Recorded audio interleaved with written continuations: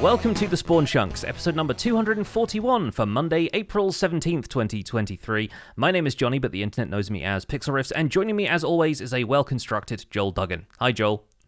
I am indeed sturdier than most, sometimes to my disappointment.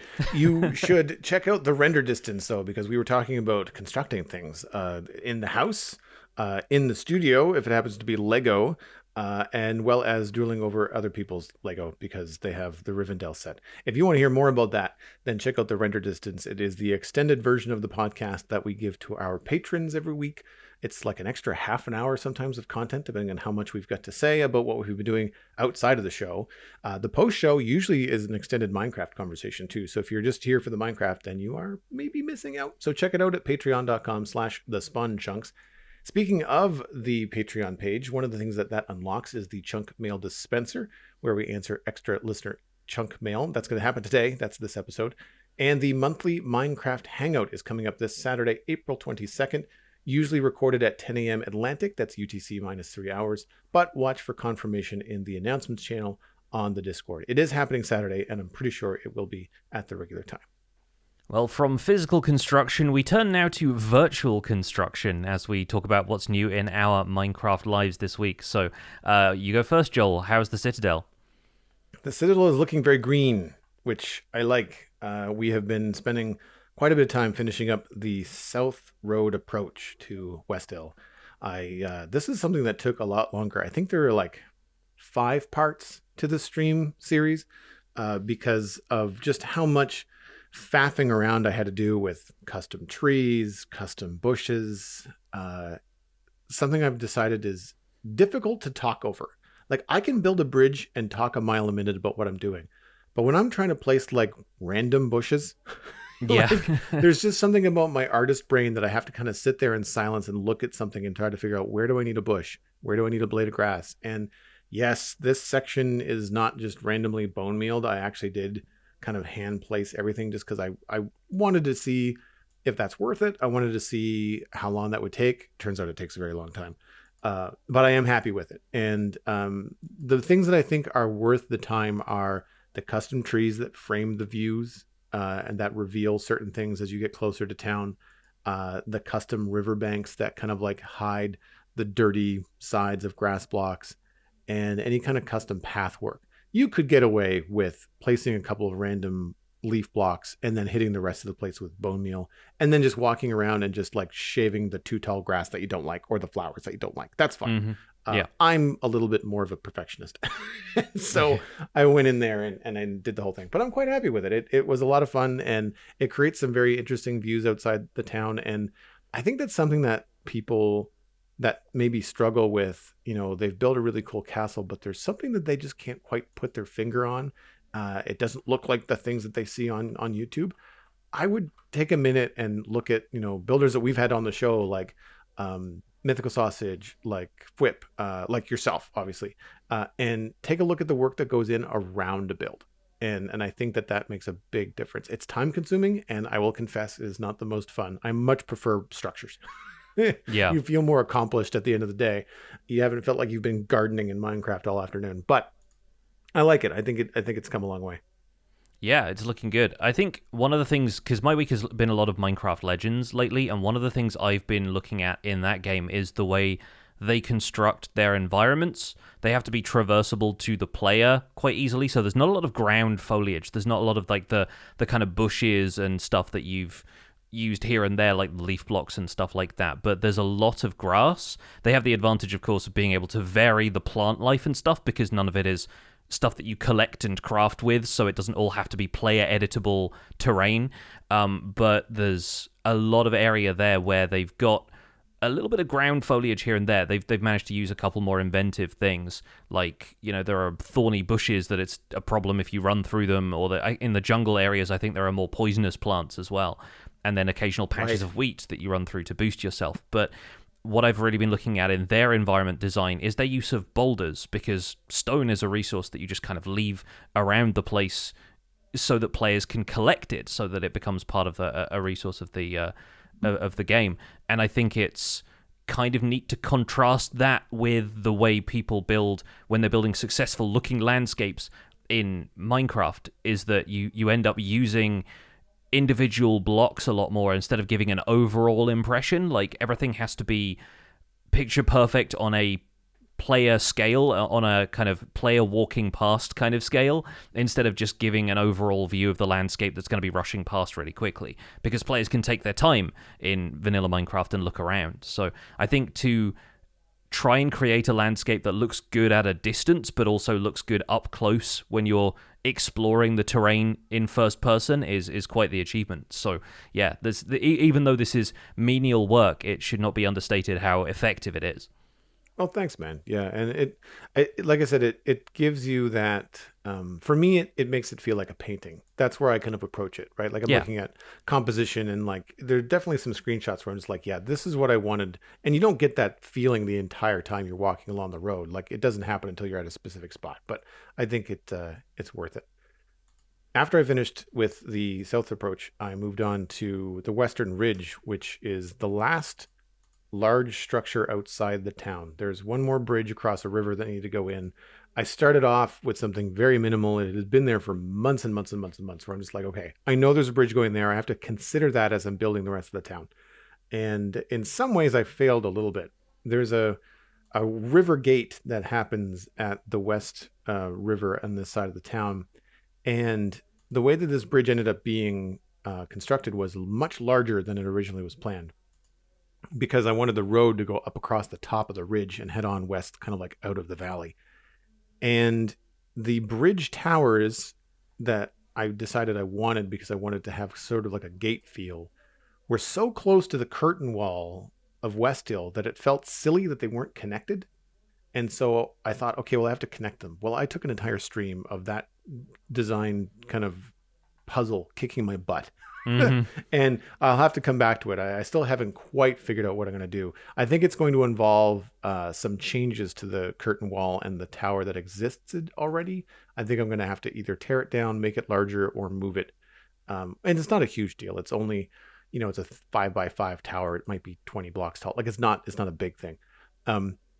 But the design decisions that I had to make for this bridge have been, like, it's been fun. Don't get me wrong. One of my favorite stages of this kind of build is like the quick kind of like you're putting up the big blocky shapes, you're getting the arch in, you're kind of figuring all that out. But then you get into like the Minecraft challenges of like, well, I really wanted to mimic the East Bridge that I did a few weeks ago, where it's just had the smooth stone across the top. It was a very flat deck. It was very simple, very clean, kind of brutalist approach to a stone bridge. You can't do that when you're going up in increments of slabs in Minecraft, because the edge of your build is constantly switching between slabs and full blocks, and it just didn't work the way that I wanted it to. And so I had to make do with some sacrifices there. And in some ways it worked out. In some ways, some of the happy accidents that I came across were like surrounding a polished andesite block in walls and having it look like a tiny little castle turret top. That kind of stuff looks pretty cool. Adds a lot of detail in a very small space. Lighting it was a bit of a challenge, but then also just the connections and the tower designs at the top, trying to get it to look like it matches the curtain wall, because now it has to be attached, trying to figure all that out. So I'm in the process of liking the bridge, but not liking the way that it kind of folds into the curtain wall. And so I've also got kind of a weird situation where the curtain wall kind of just stops and the town uses the mountain as natural defense, but then the road goes across the top of the mountain. So I'm fudging it a little bit, but so far it's coming together. I've left the hardest part for last, I think. I still have some texture decisions to do on the bridge, but by and large, the form is done. It's the connection of the curtain wall and the towers. And I think what has to happen is I have to make the curtain wall larger. And rather than walking across the top of it, I think I might do like a passage inside of it to make it a little bit less of a problem on top. Yeah, makes sense. I do love the shape of this bridge, though. I think it's really nice that it kind of bridges upwards, and the arch of the bridge over the river really kind of complements the shape you've got going on. There's like a very slight, almost S-curve to it in the middle, and I think that works really effectively, where you've got the supports holding it up. And yeah, like I really like the look of this. It's kind of fun. Having done a bit of the castle building stuff on Empires now, I'm still taking notes anytime I see a medieval build and thinking like, oh, how can I try and figure out that kind of shape into stuff? And I think I need more large stone staircases in my castle on that sort of scale, where there's just going to be like exterior connections from one place to another. If I get that far, we will see.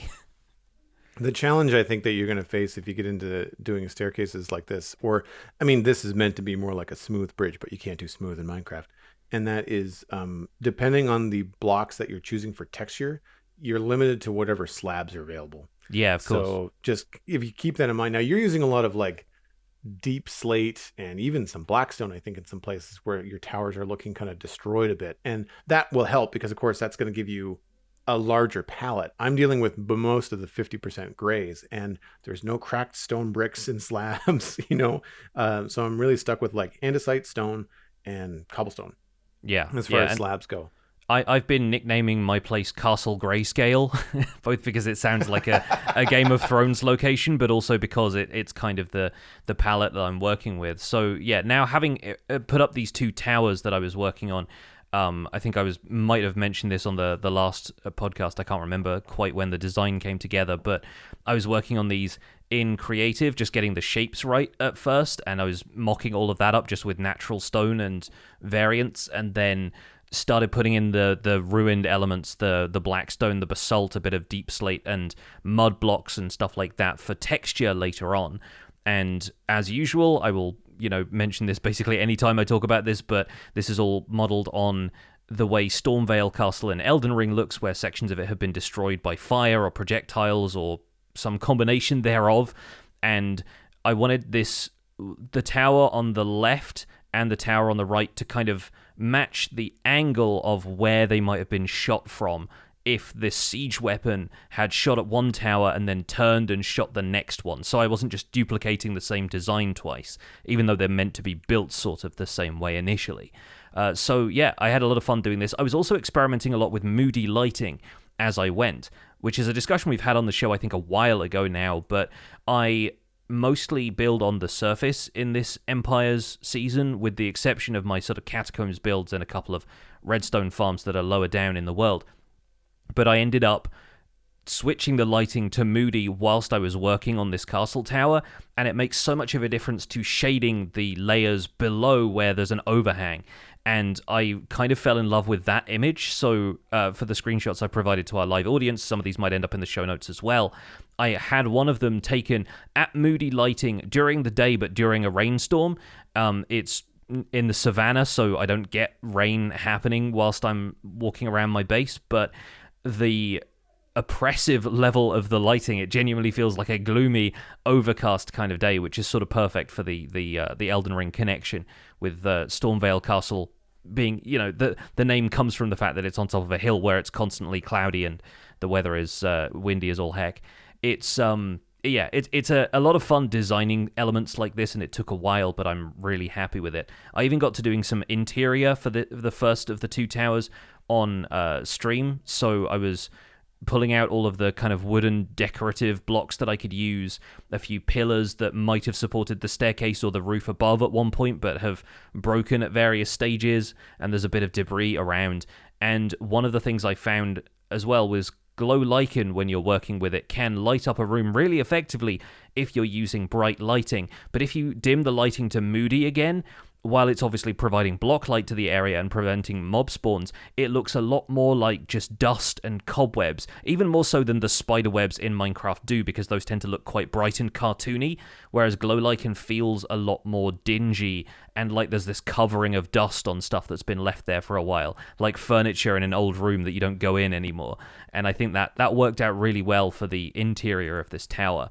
It's not an approach I would take all the time, because I walked into my storage system and I could barely see anything with how dimly I've lit that area intentionally. It's a catacomb, so it's meant to be. But I do actually want to be able to see around me, and I'm conscious of the fact that I'm streaming this or I'm making YouTube videos, so the audience has to deal with an extra layer of video compression on top of how dark the screen is to begin with, and I decided I probably won't take that approach all the time. But an interesting creative challenge, and worth doing occasionally if you feel like taking a look around in a slightly moodier lighting.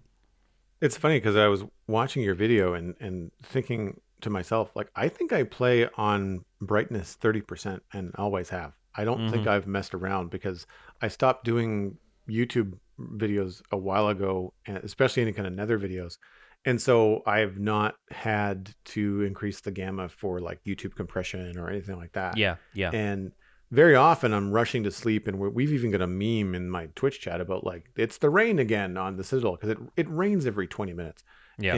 and when it does that, as depending on the time of day, if it's any time after like midday, it's hard to see, especially if you're working under a bridge, you know. Yeah. And so Uh-huh. very often you're like, oh, I really want to sleep. It's like it's not a thunderstorm, and I've got like 6 or 8 minutes of like working and like squinting at the screen because I don't think to change the brightness, but then I forget to change it back, and then I'm just like taking screenshots that are like blowing out my retinas because they're Yeah. so bright. But something I wanted to ask you, we had this discussion this weekend on Twitch, which was building at scale, and how wide are these towers? What's the diameter on these towers off the top of your head, if you remember? I don't remember exactly, but like just eyeballing this, I'd say it's probably 13 blocks or so, something I like was that. about to say, like they at first you're like, God, these looks fantastic. How does he get all this detail into these towers? I was like, wait a minute. They're That's huge. like a six. That's a 12 or 13 diameter tower. Yeah. And I'm looking at what I know to be upside down stair blocks, and they look like little details. And the upside down stair blocks on my build, which folks in our live chat can compare, they look like huge chunky marlins, that are Hmm. at the top of the towers. And it's because my towers, I think the average tower in my curtain wall is 7 blocks by 7 blocks square, Yeah. and they're square. They're not round. You've made round towers, and I think the biggest might be the west gate, which has got like an 11 by an 11, and that's massive. Because I remember I had to decorate the inside of it, and it's just so funny that I'm defaulting to like 7 by 7, 5 by 5 a lot of the time. And we had a discussion in Twitch chat about like players having to learn to build bigger in order to get more detail in, like the detail that they see and they like from other creators, and then they go and do their own thing, and they're constantly working at player scale. And you really have to flex your brain to be like, no, no, no, this has to be huge in order to get the detail in that I want. So I wanted to ask you, like, is this an exercise in that for you, or have you already done enough big builds that you know where you have to like push the scale in Minecraft to get the detail in that you want? Or do you remember a time where you were kind of butting up against that and you were just constantly building too small for the detail that you wanted to include? This whole season of Empires has been an exercise in building big for me. Like, if you think Mm. about my Empires Season 1 builds in the desert, they were all fairly small by comparison to what I'm building this time around. But, I mean, Episode 5 of Empires Season 2, I built the Great Bridge across the lake, which is a build you can't see one side of it from the other on the default render distance we have.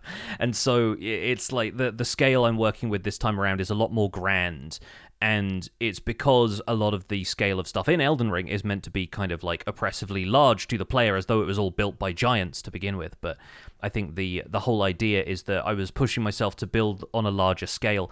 The difficulty being, of course, that requires so much more resource input. Like, it multiplies the amount that you actually spend on it. And over a long enough period of time, like, I expect you've put way more resources into West Hill now than I have into any of my builds at my ancient capital. But that's because you've been working on it for 2 years now, and you've been building pretty regularly, whereas I end up taking breaks to do other bits and pieces around the server. So, yeah, there's a heck of a contrast at this point, but I'm enjoying it. I think it's an interesting exercise, and one that I hope to continue as I end up building stuff on Empires and in other places in future.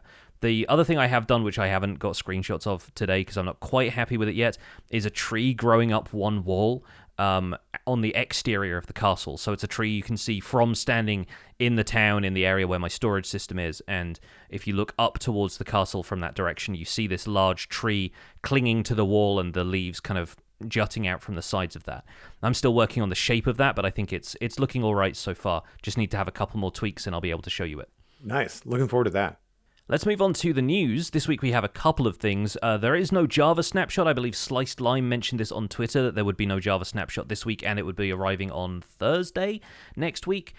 So keep an eye out for that. But in the meantime, we have a Bedrock Edition preview. This is preview 1.20.0.20, And the big news this time around is shield customization, a top vanilla parity feature request. A shield can now be combined with a banner to apply its pattern on it. This is something that's been possible in Java Edition since I think 1.9, so it's been a long time coming, and hopefully Bedrock players will enjoy that.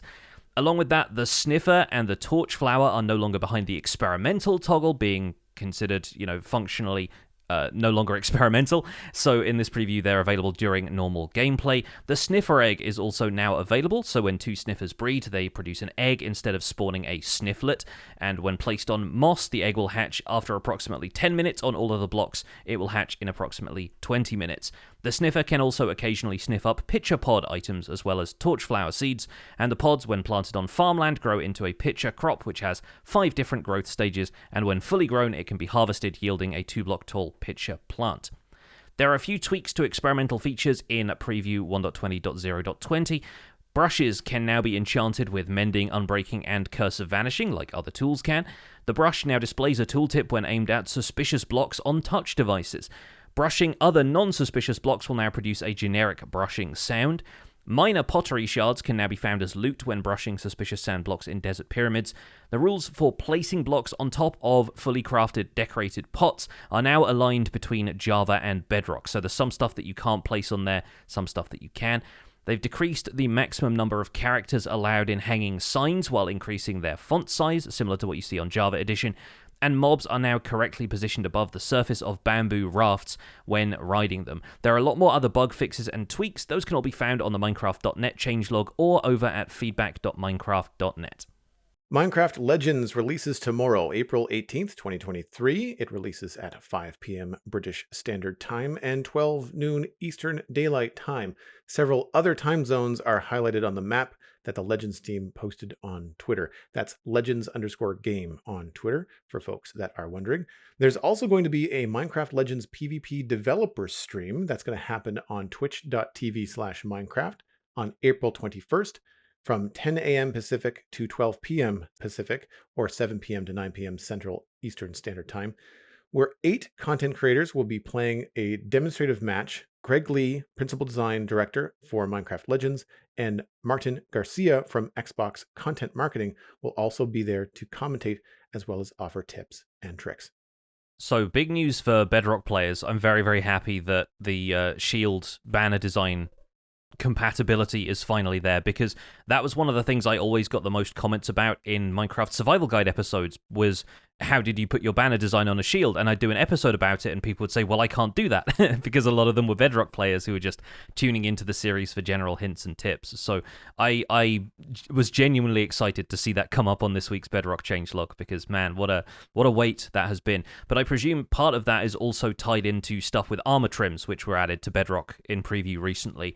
And I think it's nice that the team is able to get this level of customization added on top of all of the newer stuff we're getting in Trails and Tales, since it's so keen on player expression and that kind of stuff. Like it's finally possible to coordinate that outfit a little bit better in Bedrock Edition too. It makes sense as well because of the focus on, as you said, expression, but then taking those parity changes and focusing on the ones that are expression related or creative related. And I think that's good to kind of rise those to the top. It's almost like, Bedrock is getting those little minor updates in some ways that Java has been getting this year with the 0.3 and the 0.4 for 1.19. And I think that, like all these kind of things are good to kind of bring the player experience across the board, to the point where like the UI would be probably my first tip that I'd be watching a Bedrock stream or video, right? Mm-hmm. But other than that, I don't know if I would be able to clue in right away. I guess it would. Yeah. I guess the first thing is like the UI. There's always like a little dude in the top corner, your little avatar, right? I think even that you can toggle now in right. In so it depends. Most it depends on how people are playing. Yeah. Okay. Yeah, and honestly, like I don't always notice, like even as somebody who plays Java Edition so much, like I don't notice the difference between Bedrock and Java Edition unless certain stuff happens, like the player dies, or like, if they're flying around with Elytra, sometimes that can feel a little bit different. If obviously if they're playing with an Xbox controller or something, then the button prompts will appear on screen, the tooltips and stuff. But right. like most of the time, it's not really noticeable to me unless they say something specifically about Bedrock Edition. And I notice it all the time when I'm playing because the movement feels slightly different to me, and either something about like the default field of view or the way there's a difference in like input delay between Bedrock and Java that I've always kind of noticed, and it's the first thing that kind of throws me off. But that's like it's so much experiential stuff. It's so much like first-hand experience that if I'm watching somebody on Twitch play Minecraft, like I don't know at a glance which one they're playing unless they mention it, or unless they enable shaders or something like that, and I'm like, oh, okay, Java player, cool. Yeah. This might be anecdotal just because we've been talking about Bedrock a lot on the show, and I just might be noticing it because I have Bedrock on the brain sometimes. But I've noticed a lot of people coming into my Twitch chat, and one of the first things they'll ask is like, is it Java or is it Bedrock? And I'm thinking in my head, like, you couldn't tell off the start, but okay. Yeah. I mean, like, I don't have it in my Twitch title. I'm the Twitch title is like the Citadel Westel, like what I'm doing. I don't say like Java Minecraft 1, .19.3 or whatever. So I mean, it's a valid question. And sometimes people just come in, they ask that question before they even really look. So there's that too. But yeah, I've noticed that question coming up a lot more. And so I'm wondering if the parity changes that are happening are also piquing Bedrock players' interests in, oh, well, now that we're getting so close to Java, maybe I could try Java and it wouldn't be so much of a shock to the system, Yeah, I mean the same is true in the opposite direction as well. Now that everybody technically should have access to both Java and Bedrock at this point if they bought Minecraft within a certain date range. So like, yeah, it's very easy to get hold of both versions and try them both out, especially if you're a PC player. Obviously, a little more difficult to play Java if you're on console or something like that. But I think it's nice that people have the option of both. Speaking of things coming to consoles, of course, Minecraft Legends drops tomorrow. Very excited for that, and I've been doing a couple of streams earlier in the week and playing a little bit ahead of time because I was lucky enough to be gifted an early access code by Mojang and Microsoft. So I've been recording a little bit. Can't say too much about the campaign until it arrives tomorrow because they want to avoid spoilers getting out there, I suppose. The campaign does have a story, and it's kind of worth following the story as you go. But you've got Xbox Game Pass, right? So you're going to be able to like install it right away when it launches. It's already installed, as a matter of fact. Oh, so, nice. Yeah, for folks that are interested, if you've pre-purchased or if you are a Game Pass or Game Pass Ultimate or PC Game Pass subscriber, I have Ultimate, which means I have access to Minecraft Legends on both my PC and my Xbox. If you go to Game Pass on Xbox, you can pre-install the game, as you can pre-install most games on Game Pass, so that they're ready to go the moment that the release date happens. That there's just an internal thing that clicks over and you can just play the game. So it's already installed on my Xbox, and it was a little bit more of a loop. You have to use the updated Minecraft launcher on PC, which then takes you to the Windows Store, and then you have to make sure that you're signed in, which I wasn't because I don't use PC Game Pass that much on my PC, and then I had to pre-install it. So I don't know what the launch is going to look like, whether it's going to have its own icon, whether it's going to be able to be launched from the Minecraft launcher. I'm assuming it would be, but either way, it is pre-installed. I'm ready to go, and as it turns out, 12 p.m. Eastern is 1 p.m. Atlantic, which is my regular Tuesday stream time. So I'm going to be streaming Minecraft Legends tomorrow. And I think I even misspoke on Sunday and said I'd be back back doing stuff in West Hill. But I'll be doing some Legends tomorrow. And I believe I'm going to start off with single player campaign, just to kind of go through the tutorial, which seems to be very important from all the videos that I've watched. Yeah, definitely. And speaking with you last week. And so I'll do that. I'll do some campaign missions. I don't know if I'm going to do the whole stream as a single player. I'd like to jump into some matches with friends, or at least co-op with friends, because that's one of the things I like about this game is that you can do co-op campaign. So once I've got my handle around things and I don't feel like a complete noob, then I might try to pair up with some friends to either do co-op or to jump into some PvP, or even just like if it's like PvP, but it's computer. You know what I mean? Like it'd be like you and I co-op against computer controlled players instead of just other friends. But have you any planned streams with friends? Like, do you have PvP matches that you're planning coming up?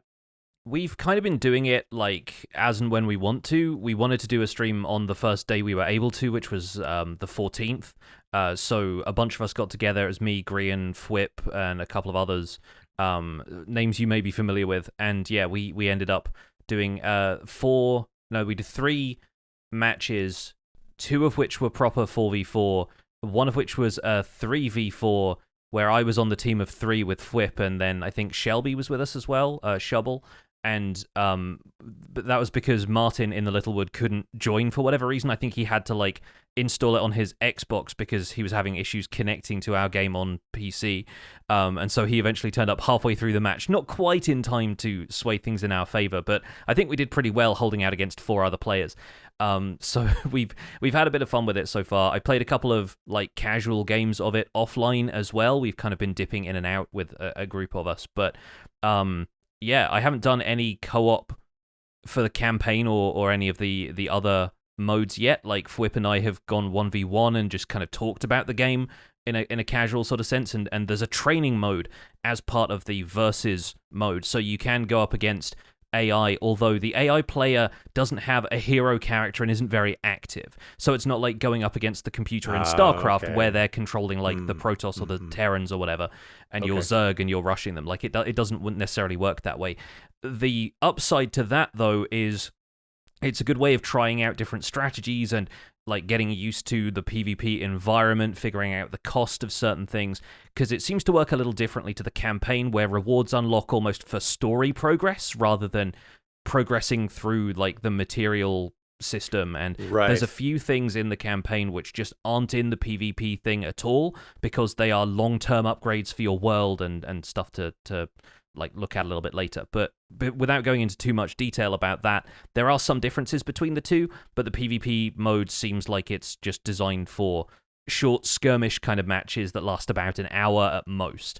A couple of hours have gone to stalemates in pretty dramatic fashion, where it just comes down to like, we've almost depleted some of the resources on the map that you need to do certain things, so it's whoever's got the most built-up base is probably going to win, because eventually they'll just roll over the opponent and the opponent can't do much about it. So I do think the PvP in this game needs a bit more balance to it, especially if you're operating at a really high level.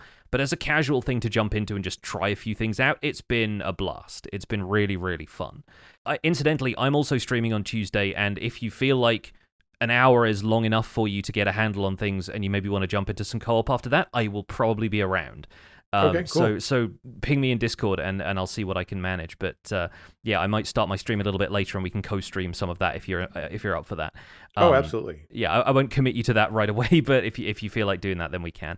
And yeah, like I've had a poke around. I've also tried out. This is something that'd be really fun for us to do together. Actually, there's a challenge map that you can download for free already. There's this section that previously I thought was called Lost Legends and I, because the text hadn't like scrolled over in the screenshot of it that I had. It's called Lost Legends and Myths, and that's where they're going to provide monthly updates for like content in terms of challenge maps. So every month there's going to be a new Lost Legend for players to play. I don't know if they're going to charge in-game currency for those in future, but the first one at least is free. And then it seems like there's going to be a marketplace for player-generated content in the form of myths.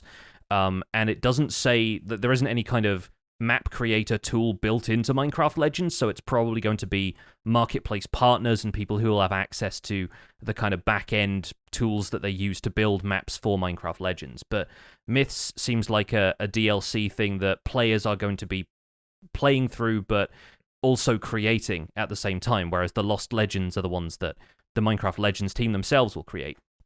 So the first one of those is called The Portal Pile, and it's basically a tower defense game. You defend a village in between 3 nether portals, which are just constantly sending waves of piglins in, and you get 30 seconds of prep time, resource gathering, and building before the next wave launches, and you've got to manage your units and kind of build stuff on the fly throughout that.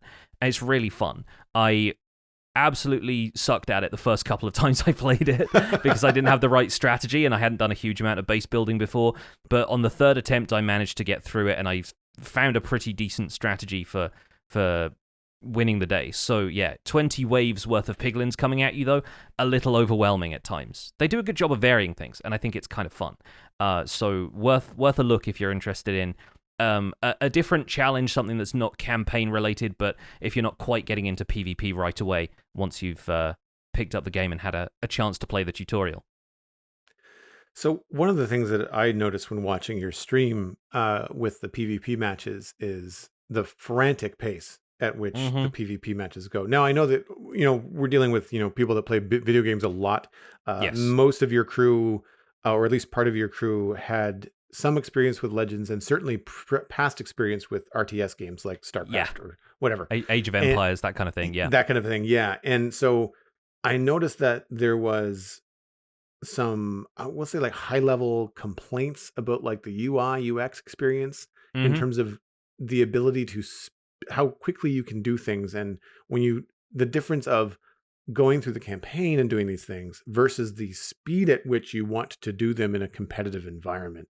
And I'm curious to see how that's going to pan out, because I think for games like this, the longevity is really going to come from we'll call it a healthy competitive scene.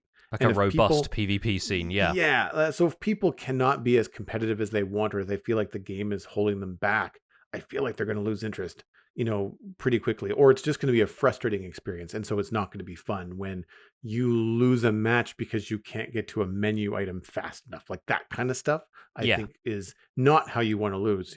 I mean, I can be pretty competitive. I'm not a sore loser, but I'm certainly okay when I've been outmatched. I'm just like, okay, yeah, I totally got outplayed. But if it's the game that's holding me back and I don't know that I played that match at my full potential, then I would find that very frustrating, even for someone as chill as I am. Yeah, yeah. No, there's a couple of things that, Fwip and Grian in particular are both like long-time seasoned strategy players, so they have a lot of thoughts about how the game could be improved, and it's really meant to be constructive criticism, even if it comes across as like, why don't they do this? It seems like the most obvious thing in the world. Like, I think there is room for balancing, there is room for patching in a few features that hopefully people would find more more effective from a seasoned real-time strategy player's perspective. There's definitely a few things that I think, yeah, they could do that, but I can understand why they won't. But like you said, a lot of those complaints are coming from like a high-level kind of strategic gameplay. I think a lot of people are going to want to jump into this just to try and have fun, and there's a few things about this that make it difficult for people to get too competitive with this stuff. The first of which is that the public lobbies that you can join are first and foremost only 4v4, and secondly, they don't have any kind of in-game chat or way to communicate with other players beyond just pinging locations on a map or pinging things as you're building them to let people know, hey, I'm building you this resource improvement or whatever. So unless you are able to join a public lobby with your friends, you don't know for certain what the other players are going to be doing, and so that limits the amount of teaming up that can happen if you're matchmaking with random people.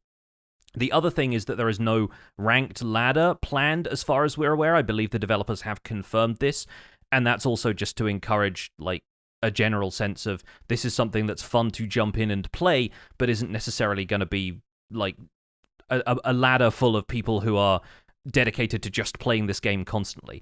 And that's a double-edged sword, because you would get some very dedicated players out of a ranked ladder system, and that's what would keep people coming back if they're interested in investing a lot of time into Minecraft Legends.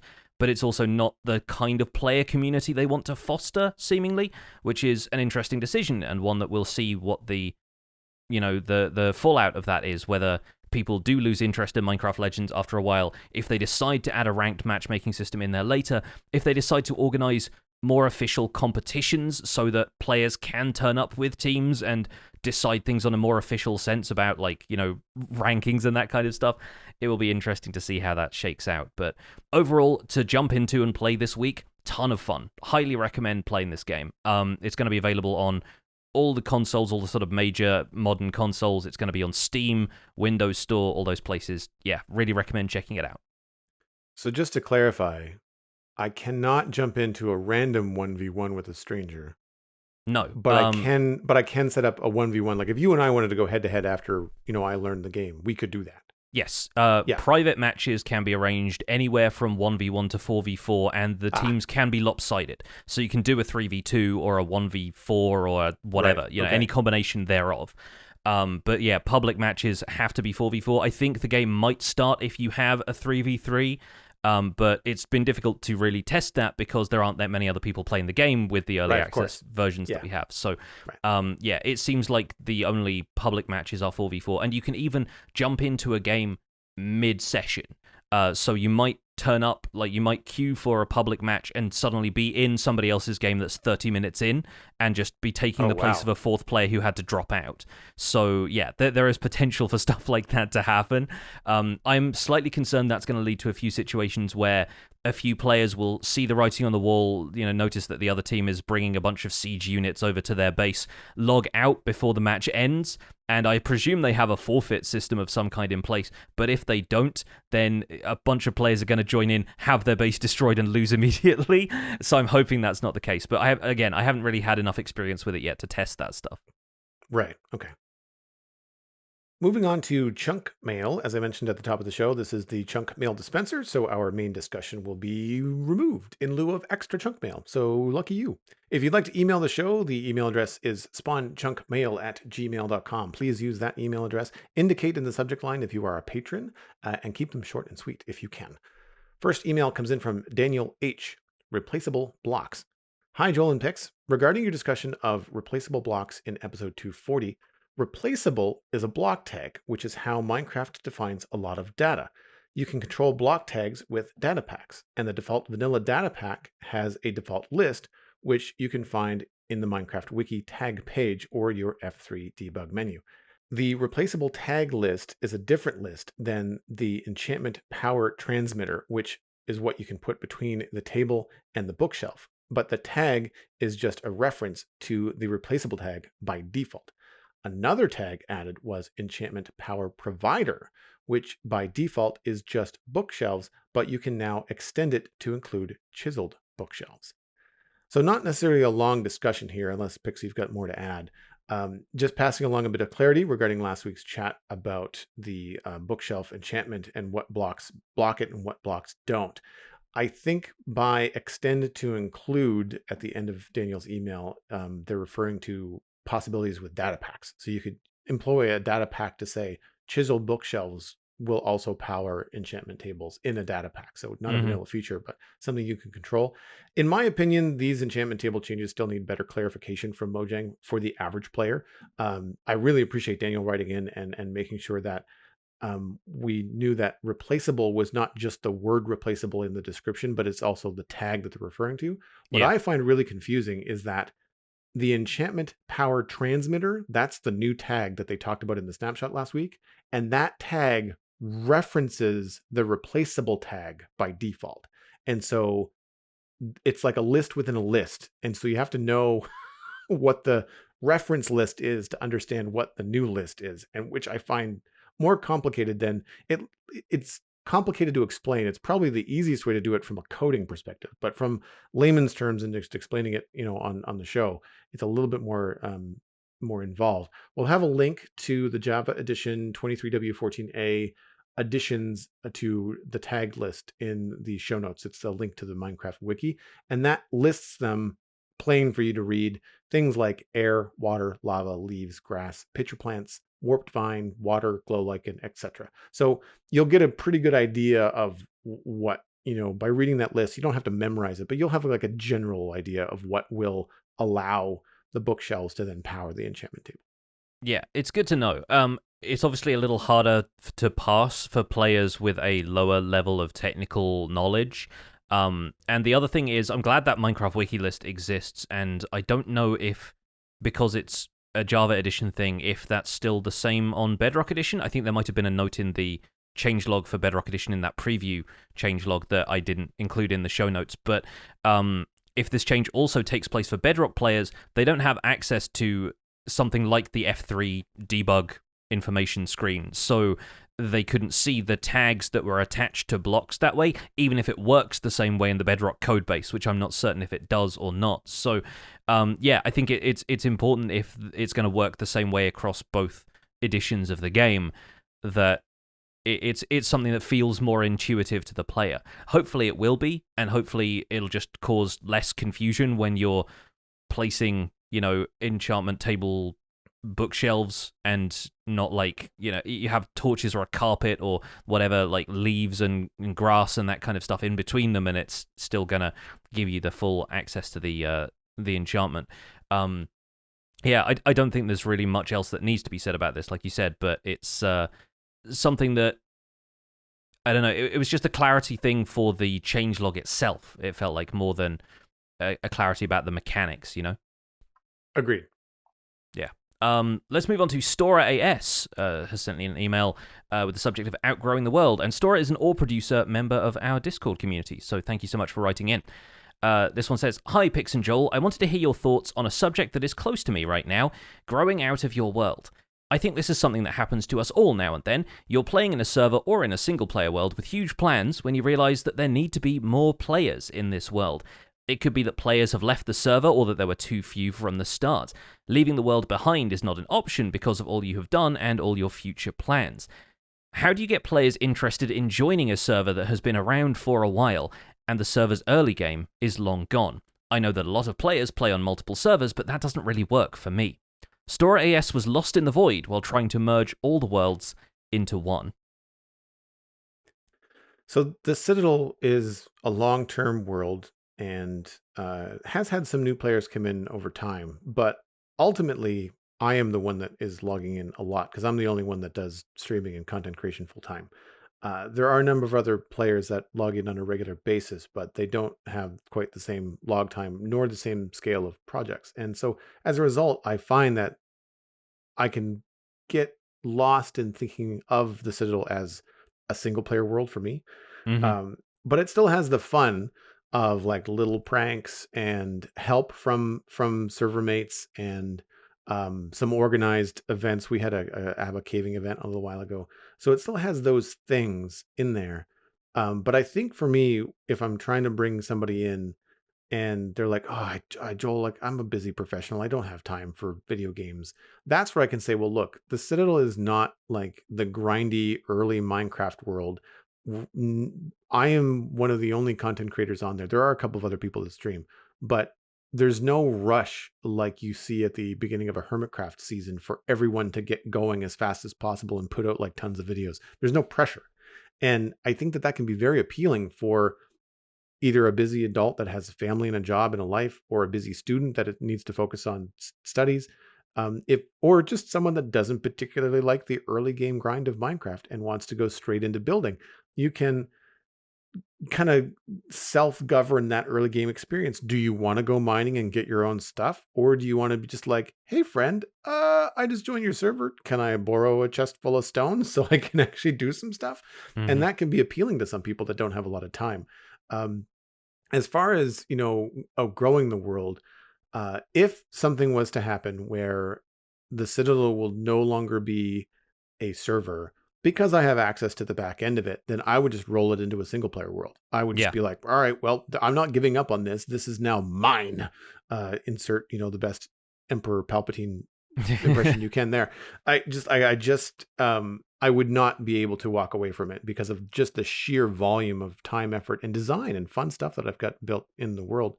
And it's something that I run into when I try to do my own single player worlds, whether it's modded or Skyblock or whatever.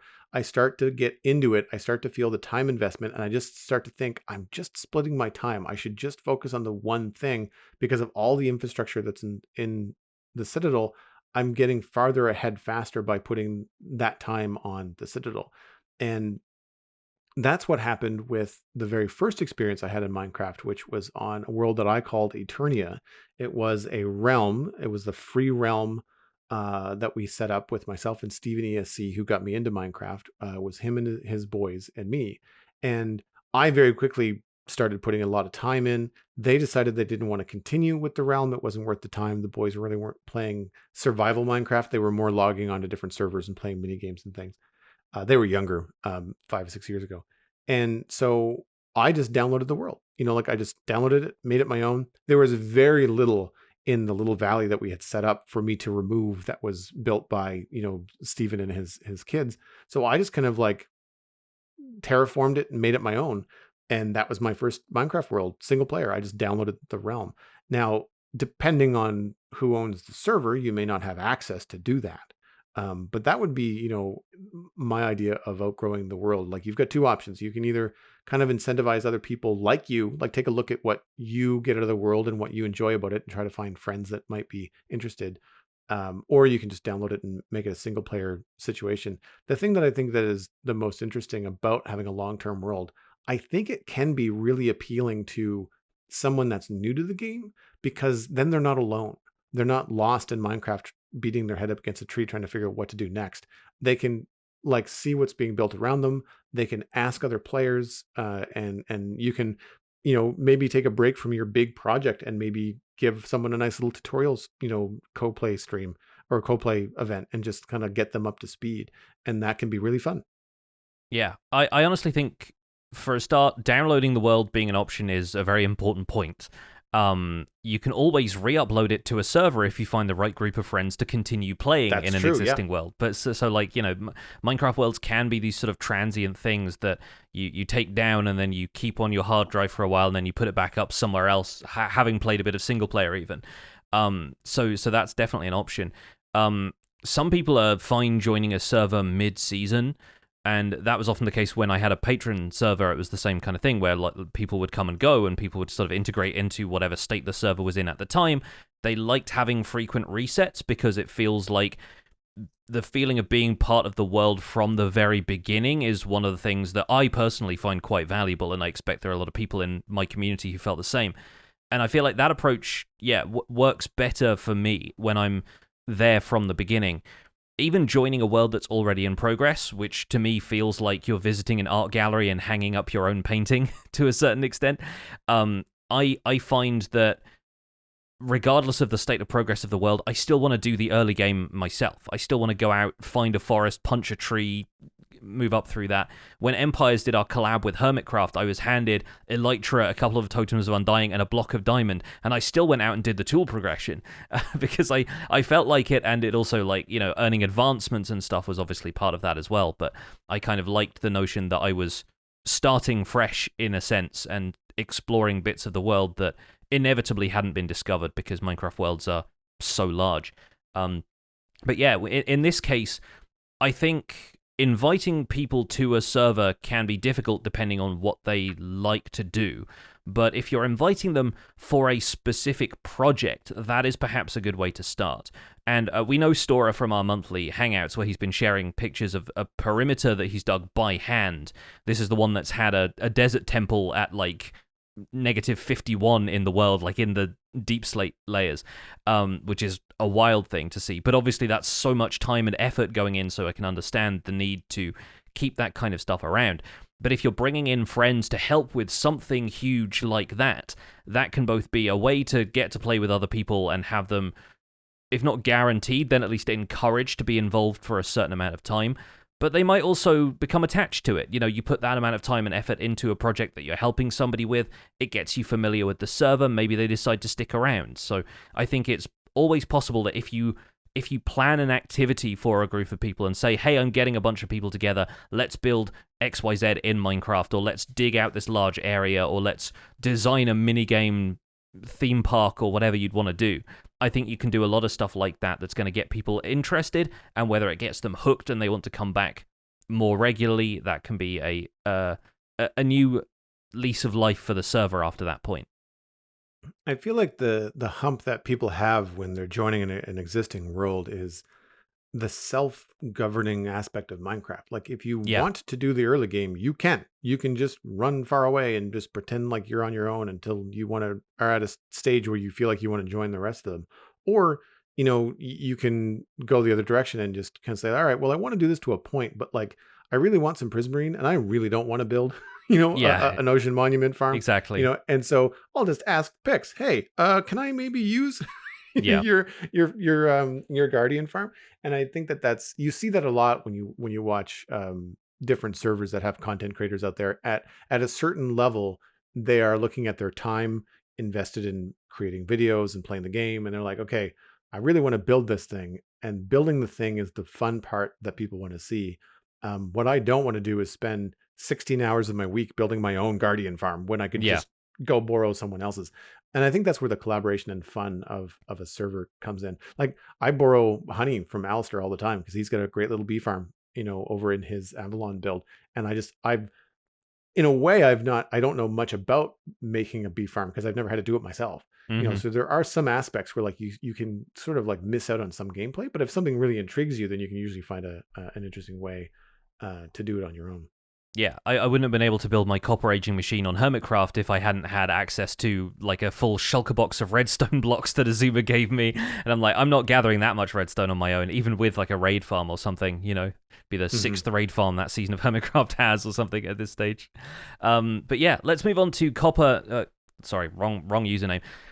Sorry, let's move on to Corporal Narwhal's next email. This one comes in from Corporal Narwhal, and the subject is Trimmer Piglins. Greetings, Johnny and Joel, my favourite podcasting duo. Oh, thank you so much. I've had an idea concerning piglins and armour trims recently. What do you two think about the mechanic of wearing the trim you find in bastions, in gold obviously, acting as a piece of gold armour to deter piglins? As an endgame player myself, swapping between my combat and exploration netherite boots and my much less durable gold boots whenever I enter the nether has gone old pretty quickly. Perhaps if you were to trim one or more pieces of your armor with the snout trim in gold, it would act as a piece of gold armor while still providing the benefits of netherite. After all, isn't that one of the reasons we have armor trim now? I'd love to hear your thoughts. Keep up the awesome show, and thanks for providing lots of material for road trips. Corporal Narwhal died trying to convince the brutes that it really is gold. This is my favorite sign-off in a while. Yes. Yeah, definitely. So one quick counter-argument to this. If you're using the snout trim, it means you've raided the piglins' chests, and the piglins already don't like that. So if anything, if you're using the snout trim, that's probably giving them more reason to dislike you. But that's by the by. I feel like that's just a casual nitpick there. I think the fact that armor trim, or gold armor trim specifically, does not act as a way to pacify piglins is a bit of an oversight in the design of armor trim. Mojang has put a lot of work into armor trim and is creating a system where players can customize and express themselves with their armor, only to have it mean diddly squat when the nether comes in and managing piglins' aggression towards you. And we all know that players tend to take the easiest road, which will likely mean a single piece of gold armor is going to be worn all the time. In my case, it's a helmet. I jump off of far too many things to have squishy boots, so I opt for netherite boots. I would love to have maybe gold trim in my netherite boots instead of having to wear a gold helmet. But I also don't plan on doing a lot of armor trim on my helmet because the gold helmet's a pretty bold color, and by adding trim to it, you're making it even more bold. And so it depends on your taste. But like I'm on the fence with armor trim because like it's a lot of time to go out and explore and find them and apply them. But then when it comes to gameplay, like chances are experienced players are going to be wearing an elytra all the time, which means they're not going to be wearing their decorative chest plate. It means that you're down to helmets, leggings, and boots. One of them is going to be a gold item to deter piglins. And sure, that might have some trim on it, but you're left with your only two decorative pieces of armor trim that are going to be worn on a regular basis are probably going to be something like pants and a helmet or pants and boots, with a gold helmet. And because of that, I think that not just a specific armor trim in the nether to deter piglins. I think any gold trim should deter piglins because that means that you can have any gold trim that you want, like any pattern that you want, applied to any armor piece that you want, and it will deter piglins. The issue there is that you just have to like gold trim. And if you don't like gold trim, if you want that netherite red stone look, then you're going to have to sacrifice something to be brighter in order to deter the piglins. So the piglin thing, I understand the game mechanic. I get why it's in the game. I just feel like there's this real battle between function and fashion in terms of what you want to do to maneuver the nether carefree. And it fights with the theme of this update. Yeah, I can see the argument that it's forcing players into a decision when a lot of this update has been about freedom. But obviously this is a decision they've made about the piglin mechanics back in the nether update, right? Right. And you brought up elytra and chest pieces. It's exactly the same thing. Wearing gold is a trade-off. It's intended to make survival gameplay more challenging. It forces you to sacrifice effective armor for the benefit of making piglins passive. And if gold trim ends up pacifying piglins, that just flattens gameplay because it removes any strategic element to raiding a bastion or a crimson forest where you're obviously putting on some armor that weakens you, generally speaking. It's if it's a gold helmet or some gold boots, it's half a point of armor, so it's really not that much of a deficit. You lose maybe a little bit of knockback resistance or whatever you'd get from the netherite armor, but I genuinely think it's it's an important trade-off, and it adds an element to sneaking around and stuff that is fine. I've had a few people come into my stream when I've been in the nether and wearing a gold helmet, and I don't take my gold helmet off when I go back to the overworld because I'm just like, oh, I'm going to go back to the nether in a minute anyway, and I don't want to deal with the piglins. And people just say, why not just kill the piglins? And I'm like, yeah, I could go in there with full netherite armor if I wanted to. The fact is, it just distracts me from doing all of the other stuff I want to do. And I can recognize that that's something people would rather just wear full armor all of the time. People would rather wear a chest plate and a elytra at the same time and be able to fly while still being fully armored, but that's an important part of gameplay balance, and that really can't be overstated. There is now, of course, the option to hot swap armor from your hotbar. I think that was added in 1.19.4, or it's coming in 1.20. I can't remember which side of the experimental thing that fell on, but it's been a thing in Bedrock for a while, so just a parity feature that was added to Java recently. And so you can carry a gold helmet in your hotbar and right-click to equip it without opening your inventory now, which should hopefully cut down on the frustration that our correspondent is feeling about, having to swap to their gold helmet all of the time. And then, honestly, if you want my advice, go with Joel's suggestion, ditch the boots, make your helmet the gold armor item, because it's only half a point of armor different from netherite or diamond, and it's the same armor loss as boots, but they're easier to enchant. You don't have as many additional enchantments, so if your helmet breaks, then you've just got to go and get unbreaking, protection, mending, respiration, and aqua affinity, as opposed to adding, depth strider, soul speed, protection, mending, feather falling, all of the stuff that you can add onto boots. Plus, your boots are at a higher risk of breaking if you're using soul speed, so I understand you not wanting them to be as durable. But yeah, I genuinely think the piglin thing is one of the more interesting aspects of gameplay. It's part of piglin culture, almost, that they respect somebody who's wearing gold and they see them more as like a loose ally than they do a hostile force. And I think that's a way more interesting thing than the armor trim thing that doesn't end up with you sacrificing anything to wear it. And like I said before, I think if you're wearing the snout banner pattern, then that means you've probably raided a bastion in the past. Even having netherite armor, I feel like, should also be that the piglins have some element of ownership over netherite. Aside from them being added in the same update, they have netherite as a resource in bastion loot chests. They have ancient debris in there, so it clearly means they have some sense of it being precious to them. And you're raiding the nether to get both that and now the upgrade templates for netherite. So if anything, they should be more hostile to you if you're wearing netherite of any kind. I feel like there's maybe another gameplay trade-off that could happen there. So maybe we're lucky that it's just one gold helmet and they don't bother you.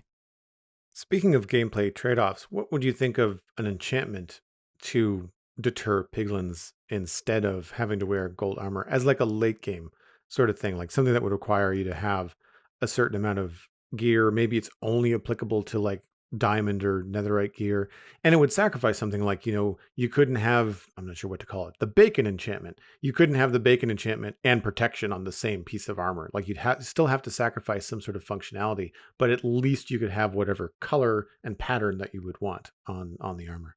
Big question for me is, what's late game at this point? Well, because yeah, like if you can get this enchantment from treasure chests only, like if you can't get it from villager trading, then that's one thing, but you've got to go and find that treasure chest. If you find it in the nether, then you've already had to go through all of the piglin combat stuff to begin with, and you may as well just have been wearing a gold helmet in the first place, right?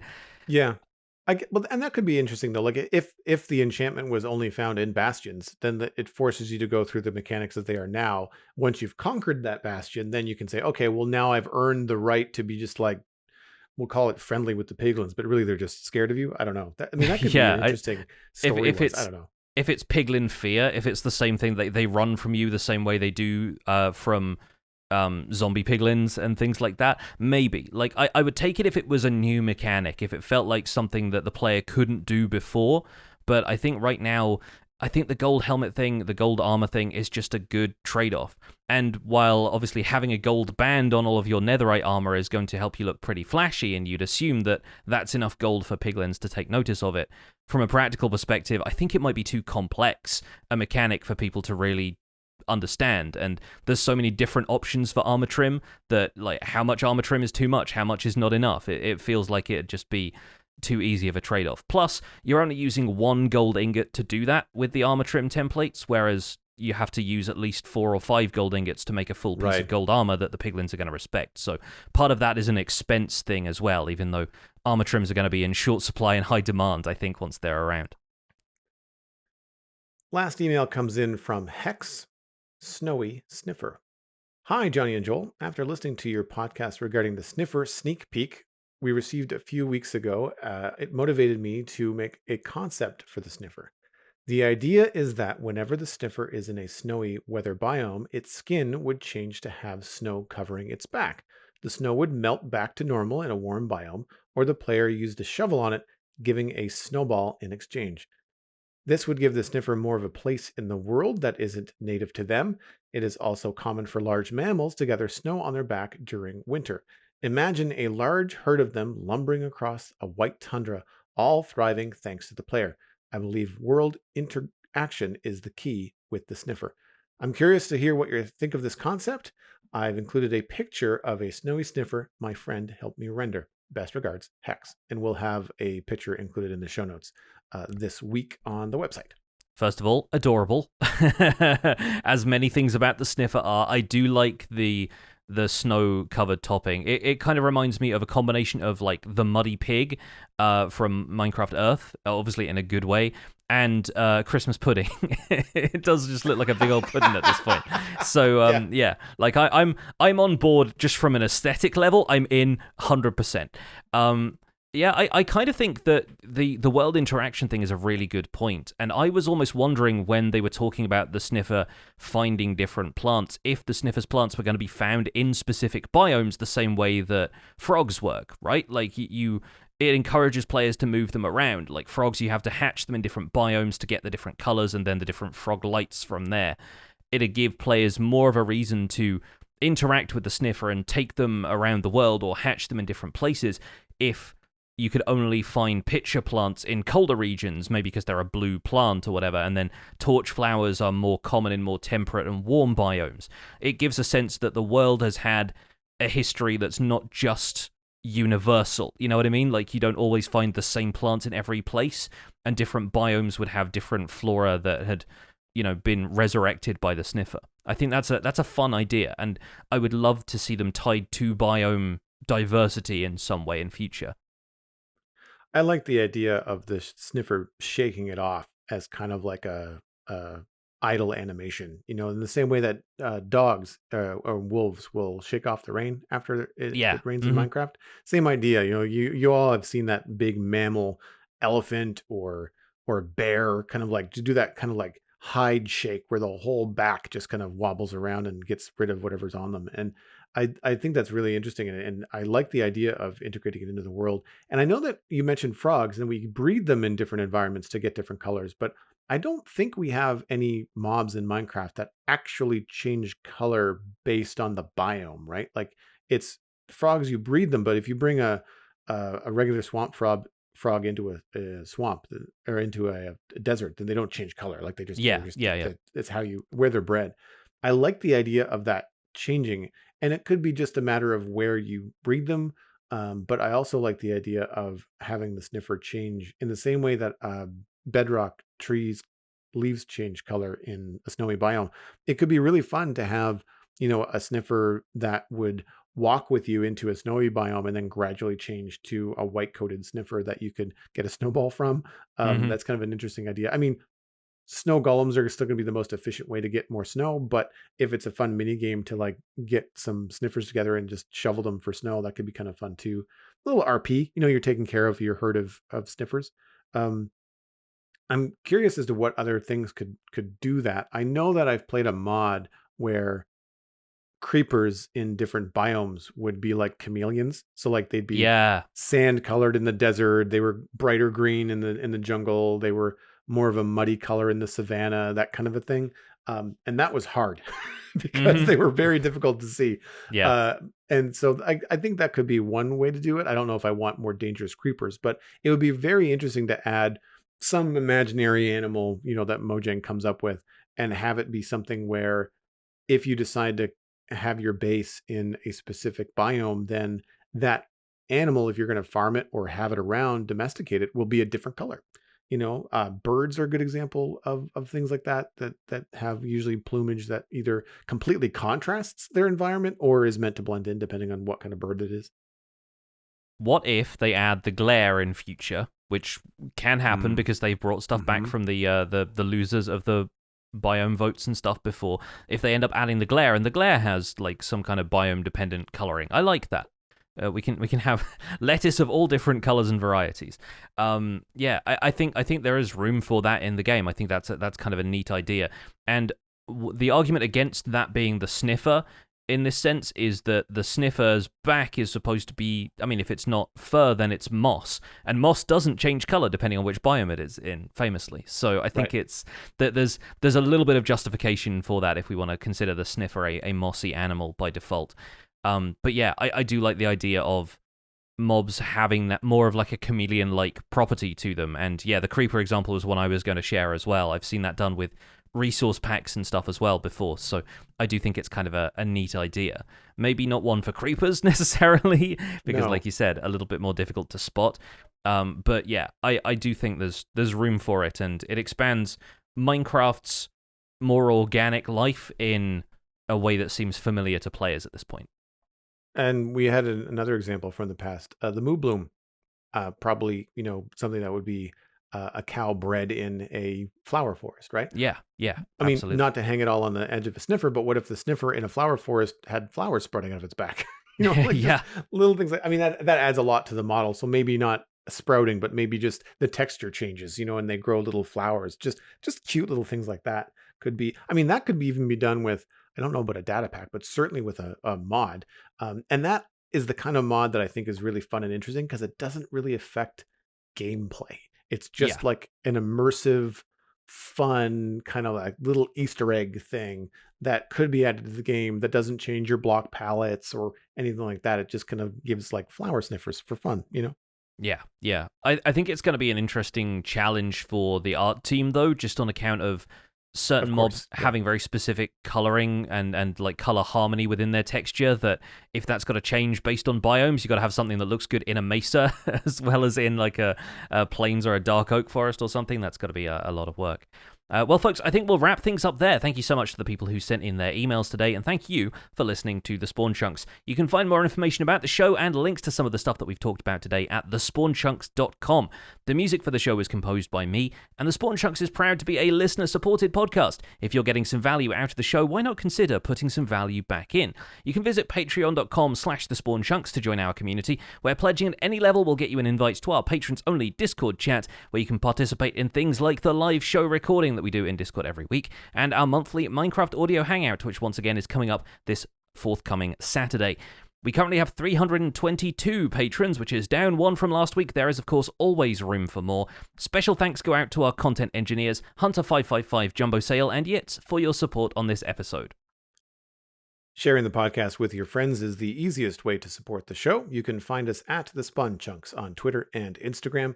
A personal recommendation is by far the best way to share the podcast. Just poke a friend in the arm from a safe distance and let them know that they can listen on iTunes, Spotify, Google Podcasts, and even YouTube. Be sure to leave a rating and a review on your favorite platform. That helps the show out tremendously.